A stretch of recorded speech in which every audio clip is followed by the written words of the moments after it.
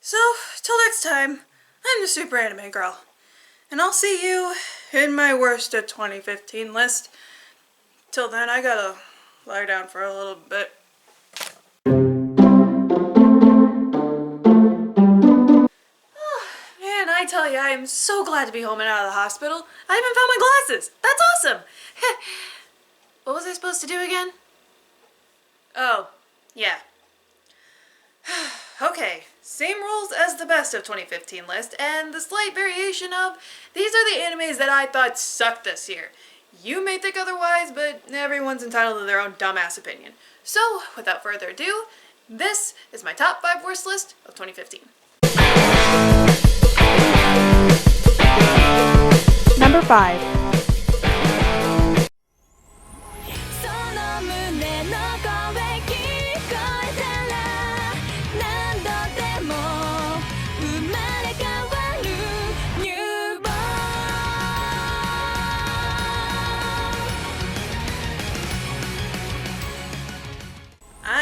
I know, picking an anime that is so ecchi it might as well be porn is an easy target, but I've kind of been wanting to talk about this one for a while. Cause oh my god. Now, I'm not one opposed to sexual humor, hell, one of them made my top 5 best list, but the problem with these types of shows is that there's a line, and unfortunately High School DxD has never really figured that out. I'm just saying, when one of your characters we only know their name of and we just see their boobs the next shot, it's kind of hard to take you seriously. And unfortunately, High School DxD is always trying to be serious with its storylines, with very dumb repercussions.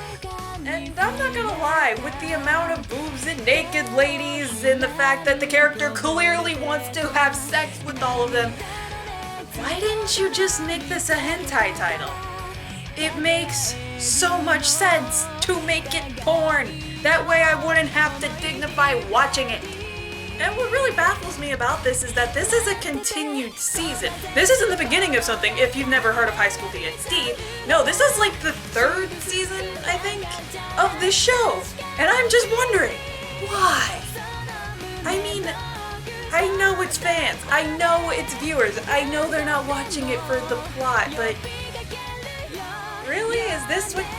Can you not just go online and Google it? Because we live in the internet age. It's easy to get that kind of thing like that.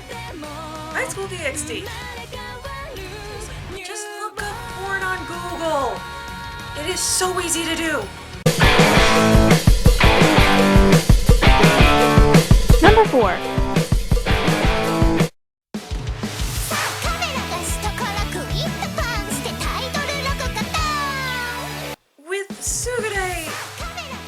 I don't know what this is. Really, just the whole time watching this series, it was just the questions of why and how. For instance, why did Crunchyroll pick this up? This is the 3rd season? How did it get a 3rd season? How did it get a 3rd season? What company said this was okay? Did this air on Japanese television? Why are they using that Miku Miku dance thing that you can use online for free? It's just... why do you exist? And why can't I find your other 2 seasons? I mean, it's a comedy that's making fun of anime in a not so subtle way, like, at all. And granted, there are parts that kind of made me chuckle a little bit, but it wasn't laugh out loud because, oh my god, it's the anime industry, woo! Not all of your audience is gonna get that. Trust me, I was thoroughly confused and I've been watching anime my whole life! I mean, hell, there are just parts of the series where it, like, parts of the show where it just kind of gives up. There is no written dialogue. I feel like the voice actors just gave up, went to lunch, and then somebody recorded them. I am not kidding. There are segments where it's just the voice actresses talking and the little models are moving to it. With no story. It is just the actors talking on their lunch break. I don't know what's going on with this show. It confuses me. And for some reason, I really seriously cannot find the first 2 seasons. Crunchyroll only, like, got the rights to the 3rd season, which brings up a whole other can of worms, and... why? Disagree, you're a confusing show, and... I don't know what to make of it. Number 3.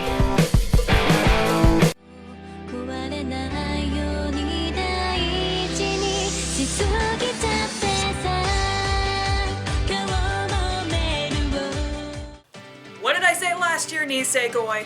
There's a season 2 coming out the 2015 season. So I hope that they do a much better job in 2015 with Nisekoi. I gave you a shot, man. I honestly gave you an honest-to-God shot. And you somehow ended up worse. And only slightly less confusing than the last one we just did. Nisekoi 2 is essentially a continuation of the story, kinda? Thankfully, it was only 12 episodes this time, but it was 12 episodes of introducing a bunch of new characters, and that's it. It was just straight up felt like filler for 9 of them. That is never a good thing in your 12 episode anime series to have 9 episodes that feel like filler. Not to mention after episode 12, I thought there was gonna be another episode, but no. It just ended on a very random school summer swim pool day with all the characters, and that's supposed to signify that your show is ending for the season? Studio Chef, did you just run out of money or did no one give a shit about this? Cause you just kinda ended on a random note. Obviously, if you like the first season of Nisekoi, you'll like this, but just like me, you will have no idea what happened to it, and frankly, I don't care. And honestly, after what this season went through, I seriously doubt that we are gonna see another season of Nisekoi, ever. Nisekoi 2 somehow ended up worse than last year. Number 2.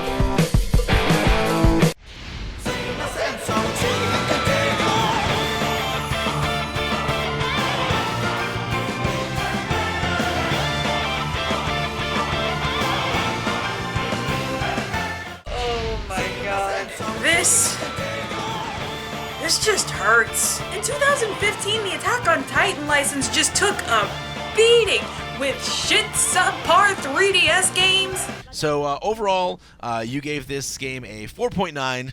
You did not like it very much. Nope. And a god-awful adaptation live-action movie.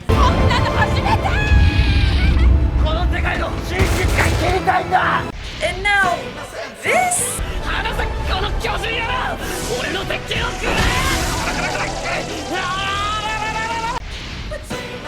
What the fuck is this? Attack on Junior High is apparently based off of this spin-off manga of the Attack on Titan series that's supposed to be a lighthearted comedy about the characters of Attack on Titan in junior high school. What? I mean, it's not like we haven't seen little comedy spin-offs before, but they've always been online or based off of slice of life or non-serious animes, and this is just kind of awkward, like Black Butler Season 2 OVA's awkward. The worst part is, it's not even funny to me. I mean, it's just putting the characters of Attack on Titan in middle school with anime tropes.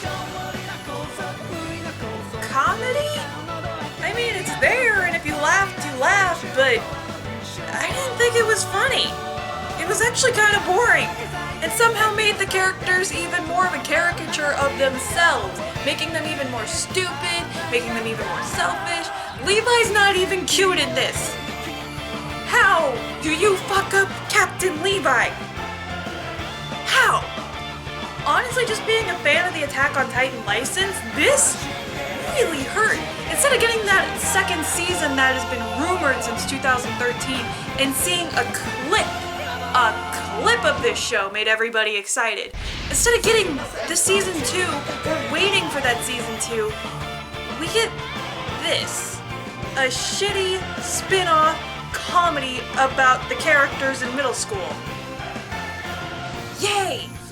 It just feels like the people that are in charge of the Attack on Titan license were just doing this to grab our money because they know we're waiting for that season 2 and we'll take fucking anything that has the words Attack on Titan on it. And that should never happen! You are even more desperate to make more money off of us, despite the fact that there are t-shirts and keychains and video games and movies and cups and everything. And you still want this? Don't you want to give out a good product? Something that'll last lifetimes instead of being incredibly dated after the first week it airs? Attack on Junior High. Don't watch this if you're a fan. Don't give them the satisfaction.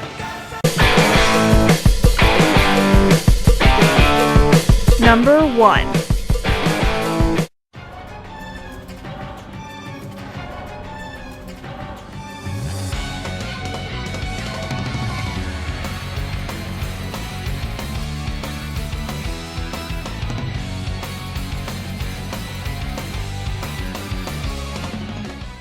Some of you might be wondering why this generic-looking reverse harem anime is doing a number 1.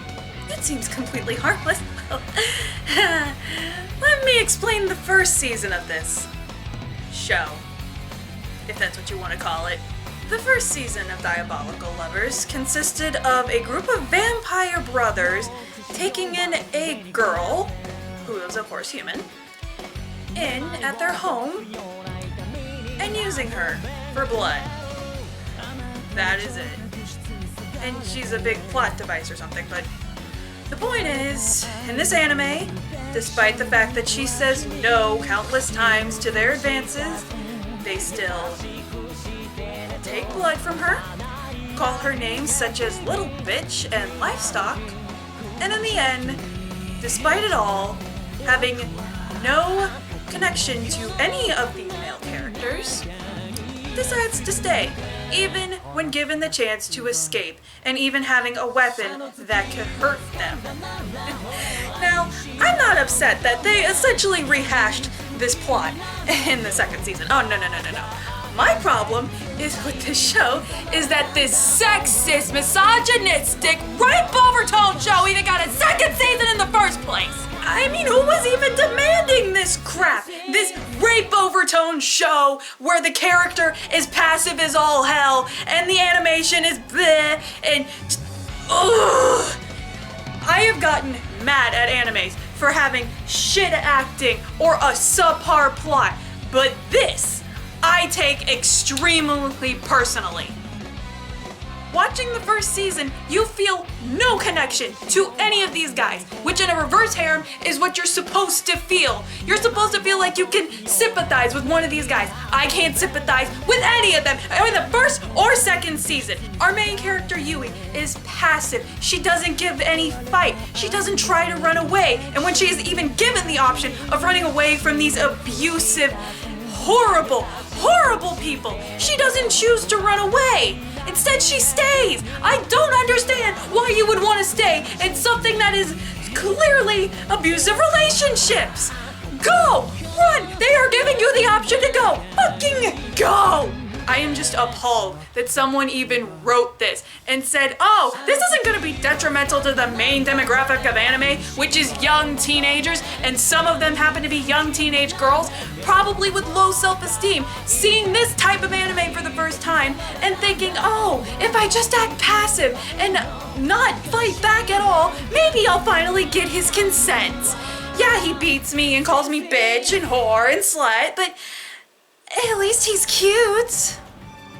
That is why Diabolical Lovers, More Blood, Season fucking 2 is not only the #1 worst anime I've seen in 2015, but probably one of the worst animes I have seen ever.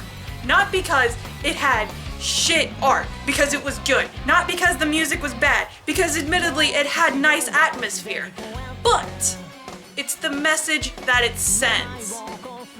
This show that pretty much glorifies non-consenting, abusive, slightly rapish relationships. It is disgusting, and I never, ever want to see this anime ever again. And if you have a friend that actually likes this, smack him in the face. They clearly need psychological help.